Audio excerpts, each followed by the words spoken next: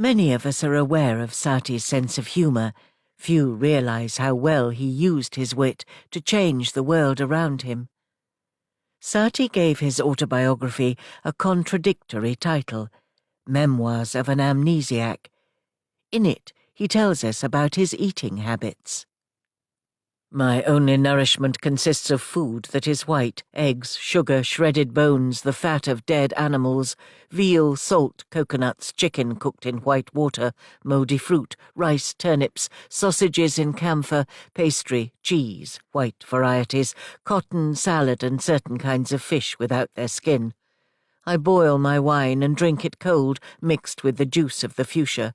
I have a good appetite, but never talk when eating for fear of strangling myself.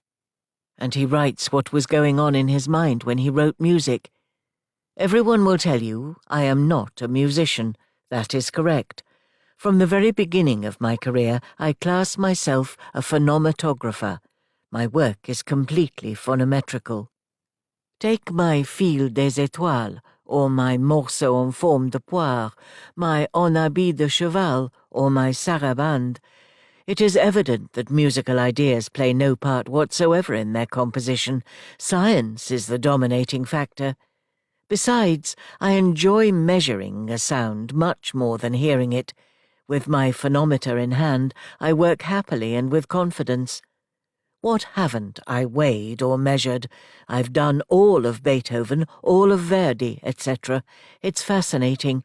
The first time I used a phonoscope, I examined a B-flat of medium size.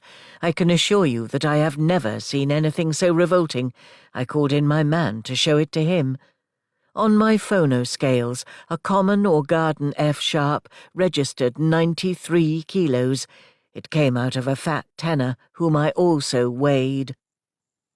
Satie's letters are beautiful to look at, and are sometimes ornamented with drawings.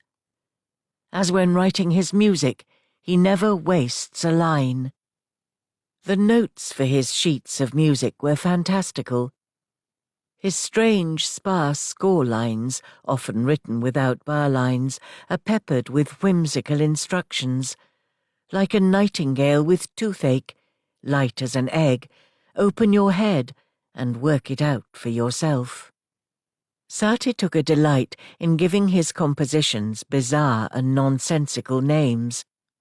1912, Véritable prélude flasque pour un chien, flabby preludes for a dog. 1913, Embryon desséché, desiccated embryos. 1917, Sonatine bureaucratique, bureaucratic sonatine. Satie's wit beguiles us into believing he was always looking for ways to make a joke. It is almost as if Satie was running an amusing sideshow on top of his more serious work as a composer. There are many theories about why he did this. Was it that he wanted to detract attention away from himself, or was it a way to keep himself pure? Sometimes his wit changed history. We already know that the word surrealism was invented by Guillaume Apollinaire to describe the alliance between Satie, Picasso, Massine and Cocteau. In 1903, Satie had written one of his most popular pieces of music, Trois morceaux en forme de poire. In fact, the music is an arrangement of cabaret melodies in 7 parts, not 3. Conductor Vladimir Golshman recalled his conversation with Satie. Once, after we had played Morceau en forme de poire, I asked our hero why he gave such a title, Pieces in the Shape of a Pear, to this ravishing music. He answered with a twinkle in his eye, "You do know that I visit Debussy quite often. I admire him immensely, and he seems to think much of whatever talent I may have. Nevertheless, one day, when I showed him a piece I had just composed, he remarked, 'Satie, you never had 2 greater admirers than Ravel and myself. Many of your early works had an influence on our writing. You have some kind of genius, or you have genius. From time to time there is in your art a certain lack of form. All I did, added Satie, was to write morceaux en forme de poire. I brought them to Debussy, who asked, why such a title? Why? Simply, mon cher ami, because you cannot criticize my pieces in the shape of a pear. If they are in the form of a pear, they cannot be shapeless. Satie's friends picked up on this title as a sort of emblem for his wit. In 1913, when American visual artist Man Ray wanted to pay homage to Satie, he created this image of a pear. In 1946, the surrealist painter René Magritte, who was a fan of Satie's work, used the image of fruit against clouds in one of his most famous surrealist paintings, Le Fils de l'Homme. The language of surrealism was adopted into modern advertising techniques, giving us brands like this, and this. Satie openly stole tunes and parodied other composers' music. He also liked putting ideas from American ragtime into his compositions. However, he was also interested in purity, especially the purity of French music. Satie became well known for his railings against the influence of Wagnerian Romanticism, which he thought was polluting French music. He confronted Debussy with his opinions. I am in no way anti-Wagnerian, but we need our own music, if possible, without sauerkraut. Satie suggested Debussy should draw inspiration for a new kind of French opera from Impressionist painters such as Monet and Cézanne. He told Debussy, "There is no need for the orchestra to grimace when a character comes on the stage. Do the trees in the scenery grimace? What we have to do is create a musical scenery, a musical atmosphere in which the characters move and talk." Debussy later admitted that he used Satie's advice, and this led him to write Pelléas and Mélisande in 1902, the first opera of the French Impressionist school of music.